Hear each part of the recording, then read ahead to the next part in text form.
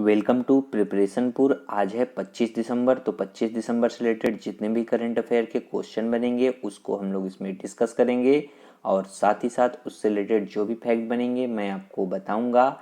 इन questions की PDF file के लिए आप डिस्क्रिप्शन में जाकर टेलीग्राम चैनल को ज्वाइन करें, वहाँ पर आपको इसकी पीडीएफ फाइल मिल जाएगी। और साथ ही साथ फेसबुक पेज को लाइक करें तथा इंस्टाग्राम पे फॉलो करें, वहाँ पर question of the day per day post किए जाते हैं जो कि आपके लिए काफ़ी यूजफुल रहेंगे। अगर ये क्वेश्चन आपको आपके लिए इम्पोर्टेंट लगे तो चैनल को सब्सक्राइब करें, लाइक करें, कमेंट करें एंड शेयर करें। फर्स्ट क्वेश्चन है, हाल ही में जारी 2018 में तेंदुओं की स्थिति रिपोर्ट के अनुसार देश में तेंदुओं की आबादी में कितने प्रतिशत की वृद्धि हुई है? तो इसका जो राइट आंसर हो जाएगा वो हो जाएगा 60%। देखिए, हाल ही में केंद्रीय पर्यावरण, वन और जलवायु परिवर्तन मंत्री श्री प्रकाश जावड़ेकर ने भारत में तेंदुओं की स्थिति पर रिपोर्ट जारी की है और इस रिपोर्ट में पाया गया है कि भारत में 2008 तक तेंदुओं की जो संख्या है वो 12,852 तक पहुंच गई है, जबकि इससे पहले 2014 में हुई गणना के अनुसार देश भर में जो है 7,910 तेंदुए थे और इस अवधि में जो है तेंदुओं की संख्या में 60% की वृद्धि हुई है। और इस गणना के अनुसार सबसे ज़्यादा जो है तेंदुए वो मध्य प्रदेश में 3,421, कर्नाटक में 1,783 और महाराष्ट्र में 1,690 तेंदुए हैं। नेक्स्ट क्वेश्चन है, हाल ही में किस बैंक ने रुपे सेलेक्ट एक संपर्क रहित डेबिट कार्ड लॉन्च किया है? तो इसका जो राइट आंसर हो जाएगा वो हो जाएगा सेंट्रल बैंक ऑफ इंडिया। देखिए, national payments corporation of India यानी कि एनपीसीआई के सहयोग से सेंट्रल बैंक ऑफ इंडिया ने रुपे सेलेक्ट नाम से एक संपर्क रहित डेबिट कार्ड लॉन्च किया है। रुपे सेलेक्ट डेबिट कार्ड ग्राहकों की जीवन शैली, फिटनेस, व्यक्तिगत देखभाल और पोषण पर ध्यान केंद्रित करेगा। रुपे सेलेक्ट डेबिट कार्ड से कार्ड धारक जो हैं गोल्फ कोर्स, जिम, स्पा और रेस्तरां में कार्ड के साथ सदस्यता और आकर्षक ऑफर का लाभ उठा सकेंगे और कार्ड में 20 से अधिक घरेलू और 500 से अधिक अंतर्राष्ट्रीय हवाई अड्डे के लाउंज के उपयोग की जैसी सुविधाएं उपलब्ध हैं। नेक्स्ट क्वेश्चन है, हाल ही में किस देश के मंत्रिमंडल ने देश के रक्षा बजट को लगातार 9वीं बार बढ़ाने के प्रस्ताव को मंजूरी दे दी है? तो इसका जो राइट आंसर हो जाएगा वो हो जाएगा जापान। देखिए, जापान के मंत्रिमंडल ने देश के रक्षा बजट को लगातार 9वीं बार बढ़ाने के प्रस्ताव को मंजूरी दे दी है और यह जो बजट है यह मौजूदा वित्त वर्ष के रक्षा बजट से 1.1% अधिक होगा और वित्त वर्ष 2021 में रिकॉर्ड जो है 5.34 ट्रिलियन येन यानी कि 51.7 अरब अमेरिकी डॉलर का रक्षा बजट पेश करने की योजना है और अगले वर्ष की शुरुआत में इसे 106 ट्रिलियन येन यानी कि 10.3 खरब अमेरिकी डॉलर के राष्ट्रीय बजट के साथ संसद की मंजूरी दी जाएगी और वहां के जो प्रधानमंत्री हैं यानी कि जापान के प्रधानमंत्री योशिहिदे सुगा के कार्यकाल का यह पहला बजट होगा। अब देखिए, बात यहाँ पर जापान की है तो ये रहा मैप में जापान। जापान की जो कैपिटल है वो है टोक्यो और यहाँ के जो प्राइम मिनिस्टर यानी कि प्रधानमंत्री हैं वो है योशिहिदे सुगा और यहाँ की जो पार्लियामेंट यानी कि संसद है उसका नाम है नेशनल डाइट और यहाँ की जो करेंसी है वो है जापानीज येन। नेक्स्ट क्वेश्चन है, हाल ही में किस राज्य सरकार ने कुछ शर्तों के साथ राज्य में जल्लीकट्टू कार्यक्रमों के आयोजन की इजाजत दे दी है? तो इसका जो राइट आंसर हो जाएगा वो हो जाएगा तमिलनाडु।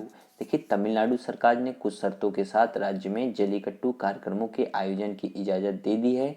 जल्लीकट्टू खेल में खिलाड़ियों की संख्या 300 जबकि सांडों की संख्या दौड़ में जो है 150 से अधिक नहीं हो सकती है और खिलाड़ियों को कोविड-19 निगेटिव सर्टिफिकेट देना होगा और खुले स्थानों पर दर्शकों की कुल संख्या की जो क्षमता है वो 50% से अधिक नहीं हो सकती है।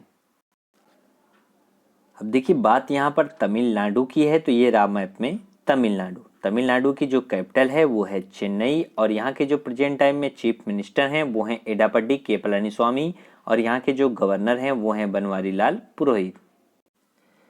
नेक्स्ट क्वेश्चन है, हाल ही में फार्मूला 1 के किस दिग्गज खिलाड़ी और 7 बार के चैंपियन को 20 दिसंबर को बीबीसी का साल का सर्वश्रेष्ठ खिलाड़ी चुना गया है? तो इसका जो राइट आंसर हो जाएगा वो हो जाएगा लुइस हैमिल्टन। देखिए, फार्मूला 1 विश्व चैंपियन लुइस हैमिल्टन ने BBC sport personality of the year 2020 award जीता है और यह दूसरा मौका है जब 35 वर्षीय लुइस हैमिल्टन को sport personality of the year का खिताब दिया गया है। इन्होंने इससे पहले जो है साल 2014 में यह पुरस्कार जीता था। नेक्स्ट क्वेश्चन है, हाल ही में किस दिग्गज फिल्म अभिनेता को अमेरिका के न्यू जर्सी में लाइफ टाइम अचीवमेंट के अवार्ड से सम्मानित किया गया है? तो इसका जो राइट आंसर हो जाएगा वो हो जाएगा धर्मेंद्र। देखिए, दिग्गज फिल्म अभिनेता धर्मेंद्र को अमेरिका के न्यू जर्सी में लाइफ टाइम अचीवमेंट के अवार्ड से सम्मानित किया गया है। सेनेट और जनरल असेंबली द्वारा ज्वाइंट लेजिस्लेटिव रिजोल्यूशन पास करके धर्मेंद्र को लाइफ टाइम अचीवमेंट से सम्मानित करने का फैसला लिया गया है और इस प्रस्ताव को दोनों सदनों ने अपनी सहमति दी है और हिंदी सिनेमा में धर्मेंद्र के योगदान की तारीफ की गई है। धर्मेंद्र ने 6 दशक के अपने करियर में 300 से अधिक फिल्मों में काम किया है और लोगों का मनोरंजन किया है। अमेरिका की न्यू जर्सी असेंबली द्वारा लाइफ टाइम अचीवमेंट पाने वाले धर्मेंद्र जो हैं ये पहले भारतीय अभिनेता हैं।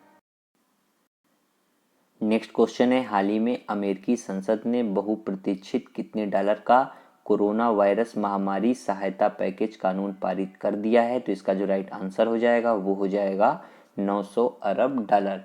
देखिए, अमेरिकी संसद ने बहुप्रतीक्षित 900 अरब डॉलर का कोरोना वायरस महामारी सहायता पैकेज कानून पारित कर दिया है। आर्थिक सहायता पैकेज में जो है कई अमेरिकियों के लिए प्रत्यक्ष भुगतान और व्यवसाय और बेरोजगारी कार्यक्रमों के लिए सहायता प्रदान करने की व्यवस्था शामिल है।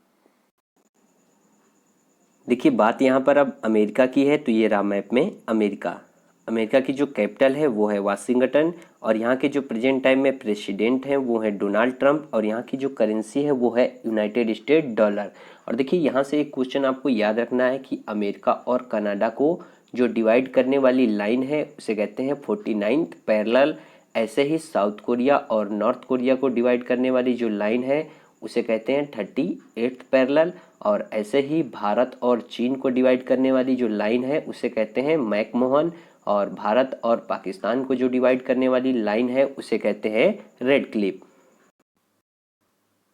नेक्स्ट क्वेश्चन है, हाल ही में किस देश ने LGBT समुदाय के लिए अपना पहला कार्यस्थल समानता सूचकांक लॉन्च किया है? तो इसका जो राइट आंसर हो जाएगा वो हो जाएगा अपना देश भारत। देखिए, LGBT समुदाय के लिए देश का पहला भारतीय कार्यस्थल समानता सूचकांक शुरू किया गया है और इसे केशव फाउंडेशन ने प्राइड सर्कल, स्टोनवेल यूके और भारतीय वाणिज्य एवं उद्योग महासंघ यानी कि फिक्की के सहयोग से जारी किया है और इस सूचकांक के तहत 21 कंपनियों को स्वर्ण श्रेणी के तहत रखा गया है, 18 को रजत श्रेणी में और 13 को कांस्य श्रेणी में रखा गया है। अब देखिए, बात यहाँ पर LGBT समुदाय की है, तो LGBT का अर्थ लेस्बियन, गे, बाइसेक्सुअल और ट्रांसजेंडर है। नेक्स्ट क्वेश्चन है, हाल ही में किसने अयोध्या पुस्तक का विमोचन किया है? तो इसका जो राइट आंसर हो जाएगा वो हो जाएगा देवेंद्र फडणवीस। देखिए, देवेंद्र फडणवीस ने माधव भंडारी द्वारा लिखित पुस्तक अयोध्या का अनावरण किया है और इस पुस्तक में अयोध्या से संबंधित जो हैं विभिन्न संदर्भ हैं और यह राम मंदिर के इतिहास के बारे में जानकारी प्रदान करता है। अब देखिए, बात यहाँ पर राम मंदिर की है, तो इससे रिलेटेड कुछ क्वेश्चन जो इम्पोर्टेंट है आपके लिए, आपको याद रखना है। राम मंदिर का निर्माण जो है वो नागर शैली में मंदिर की वास्तुकला से किया जाएगा और मंदिर के जो वास्तुकार हैं वो हैं चंद्रकांत सोमपुरा। नेक्स्ट क्वेश्चन है, हाल ही में रक्षा अनुसंधान ने किसके साथ चांदीपुर तट से MRSAM मिसाइल का सफल परीक्षण किया है? तो इसका जो राइट आंसर हो जाएगा वो हो जाएगा DRDO। देखिए, DRDO ने उड़ीसा के चांदीपुर तट से MRSAM यानी कि medium range surface to air missile, इसकी जो फुल फॉर्म है मैं फिर से रिपीट कर दे रहा हूँ, इसकी जो फुल फॉर्म है वो है medium range surface to air missile का सफल परीक्षण किया है और इसे इजराइल एयरक्राफ्ट इंडस्ट्रीज के सहयोग से रक्षा अनुसंधान एवं विकास संगठन यानी कि DRDO द्वारा विकसित किया गया है और इसका जो निर्माण है वो भारत डायनेमिक्स लिमिटेड ने किया है। इस मिसाइल में प्रदर्शन को बढ़ाने के लिए कई उपकरण जैसे कि रडार, टेलीमेट्री और इलेक्ट्रो ऑप्टिकल ट्रैकिंग सिस्टम तैनात है। देखिए, बात यहाँ पर अब DRDO की है, तो DRDO की जो फुल फॉर्म होती है वो होती है defence research and development organisation और इसकी स्थापना 1958 में हुई थी और इसका जो हेडक्वार्टर यानी कि मुख्यालय है वो है नई दिल्ली में। और इसका जो मोटो है वो अक्सर एग्जाम में आ जाता है, तो आपको याद रखना है। इसका संस्कृत में जो मोटो है वो है बलस्य मूलम विज्ञानम, और जो इसका इंग्लिश में मोटो है वो है strength origin is in science. और इसके जो प्रेजेंट टाइम में चेयरमैन हैं वो हैं डॉक्टर जी सतीश रेड्डी। नेक्स्ट क्वेश्चन है, हाल ही में किसने सामाजिक उत्तरदायित्व के लिए CIIITC सस्टेनेबिलिटी पुरस्कार 2020 जीता है? तो इसका जो राइट आंसर वो हो जाएगा NTPC यानी कि नेशनल थर्मल पावर कॉरपोरेशन। देखिए NTPC को CIIITC सस्टेनेबिलिटी पुरस्कार 2020 उत्कृष्टता श्रेणी में कारपोरेट सोशल रिस्पॉन्सिबिलिटी के लिए दिया गया है। यह कारपोरेट सोशल रिस्पॉन्सिबिलिटी श्रेणी में सर्वोच्च पुरस्कार है और यह दूसरी बार है जब NTPC को यह पुरस्कार मिला है। देखिए बात यहाँ पर CIIITC सस्टेनेबिलिटी पुरस्कार की है, तो इसे 2006 में स्थापित किया गया था और यह उन व्यवसायों को दिया जाता है जो अपनी गतिविधियों में अधिक सतत और समावेशी होने के तरीके तलाश रहे हैं। नेक्स्ट क्वेश्चन है, हाल ही में राष्ट्रीय उपभोक्ता दिवस कब मनाया गया है? तो इसका जो राइट आंसर हो जाएगा वो हो जाएगा 24 दिसंबर। देखिए हर साल 24 दिसंबर को भारत में एक चयनित विषय के साथ राष्ट्रीय उपभोक्ता अधिकार दिवस मनाया जाता है और यह दिन जो है लोगों को संरक्षक आंदोलन के महत्व को उजागर करने का एक मौका प्रदान करता है और इसका उद्देश्य उपभोक्ताओं को उनके महत्व, उनके अधिकारों और जिम्मेदारियों के बारे में जागरूकता फैलाना है। लास्ट क्वेश्चन जो क्वेश्चन ऑफ द डे में मैंने आपसे पूछा था वो पूछा था कि हाल ही में हाइपरसोनिक विंड टनल HWT परीक्षण सुविधा प्राप्त करने वाला तीसरा देश कौन सा बन गया है? तो इसका जो राइट आंसर था वो था अपना देश भारत। नेक्स्ट क्वेश्चन है क्वेश्चन ऑफ द डे में आपके लिए कि हाल ही में किस जिले में भारत का 8वां हाइड्रोकार्बन उत्पादक बेसिन खोला जाएगा? तो इसका जो राइट आंसर है आपको कमेंट बॉक्स में कमेंट करके बताना है और साथ ही साथ इसके बारे में भी लिखना है। अगर ये क्वेश्चन आपको आपके लिए इम्पोर्टेंट लगे तो चैनल को सब्सक्राइब करें, लाइक करें, कमेंट करें एंड शेयर करें। और इन क्वेश्चंस की ऑडियो फाइल के लिए आप डिस्क्रिप्शन में जाकर खबरी चैनल को ज्वाइन करें, वहाँ पर आपको इसकी ऑडियो फाइल ऑडियो रूप में मिल जाएगी जो कि आपके लिए काफ़ी यूजफुल रहेगी। आज के लिए इतना ही रखेंगे। Thank you.